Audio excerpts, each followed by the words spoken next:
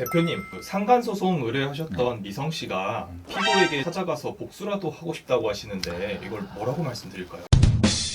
일단 미성 씨가 굳이 원하시면 하지 마시라고 말씀드릴 건 아니에요. 아닌데 어떤 방향으로 하시느냐에 따라서 그 정도에 따라 좀 다를 수 있거든요. 그러니까 원하시는 행동이 어떤 건지 좀 알 수 있을까? 그러면 제가 유형별로 나눠서 질문을 드릴게요. 먼저 원고가 판결문을 피고의 가족들에게 보내는 건 어떨까요?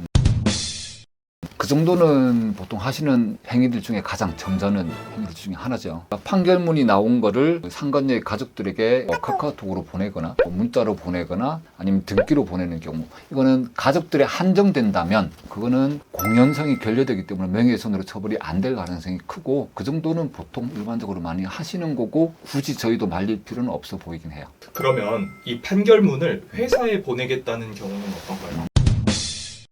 그건 좀 부서에 따라 다른 것 같아요. 회사 같은 경우도 공기업이나 대기업이나 공무원 같은 경우는 감사부서가 꼭 있기 때문에 상간녀가 행한 행위가 윤리적으로 문제가 될 수 있다. 이래서 감사부서에 판결문을 보내는 것 자체는 괜찮을 것 같아요. 그러니까 괜찮다라는 건 권장한다기보다 형사범죄로 이어질 것 같지는 않다. 그것도 공연성이 없어 보인다. 이 정도인데, 그게 아니고 일반적으로 우리가 그 회사의 홈페이지에 그냥 다 올려버리거나 아니면 자기가 글을 쓴다거나 그러다 보면 허위사실이나 뭐 적시사실이더라도 조금 첨가가 될 수 있기 때문에 그거는 좀 문제가 될 수가 있죠. 문제가 될 수 있다는 건 형법적으로 명예훼손죄에 해당이 될 수 있는데, 그거 자체도 내가 감당하겠다. 미성 씨 같은 경우는 전과도 없으시고 잘 살아오셨기 때문에 그 정도에서 명예훼손으로 걸리더라도 내가 벌금은 내고 그 정도 감당하고 하시겠다. 굳이 저희가 하지 마시라고까지 말씀은 안 드려도 될 것 같아요. 그런데 그 미성 씨는 불륜 행위가 잔뜩 담긴 사진도 말씀을 하시더라고요. 동영상까지. 예, 동영상, 사진 등등이요.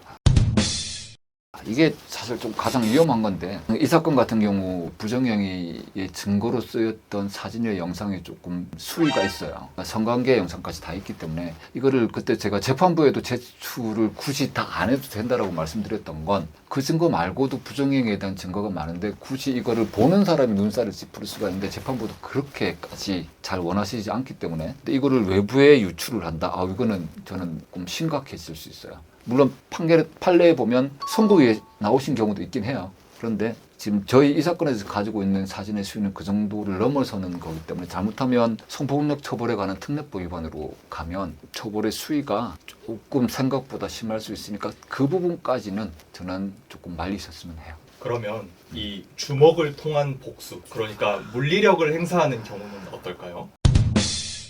그것도 물론 상황에 따라 조금 다르죠. 저희 속조건 그 사건에서 보면 네. 현장을 잡았었는데 상간녀가 오히려 좀 부추긴 측면이 있었죠. 그런 경우에 이분이 욱해서 뺨을 때린다거나 머리끄댕이를 잡는다거나 이런 경우에도 물론 형사적으로 문제는 되고, 그때 그 피고가 고소해서 벌금까지 받았죠. 벌금까지 받고 민사사건에서 반소로 위자료 청구가 들어왔죠. 이거는 상황을 쭉 보면 판사님도 어느 정도는 이해는 하시죠. 물론 폭력이란 건 나쁘고 해서는 안 되겠지만 그 현장의 상황이 이 정도는 사람으로서 어느 정도까지는 된다, 좀 이해가 되는 장면이라면, 물론 피고가 청구한 반소에 대해서 위자료가 나오기는 했어도 200만 원 정도 나왔을 거예요. 근데 원고가 청구한 위자료는 2,500 정도 있었고, 그래서 피고는 원고에게 위자료 2,500 지급하고 원고는 피고에게 위자료 200만 원 정도. 그러니까 그때 그분은 만족하셨죠. 처벌 각오하고 벌금 냈고 위자료 내지만 그 현장에서 어쩔 수 없었다. 그 정도에 따라 달라요. 근데 다 끝나고 나서 그냥 좀 악의적으로 가서 때리는 경우는 굳이 그랬을 필요는 있을까 싶긴 해요.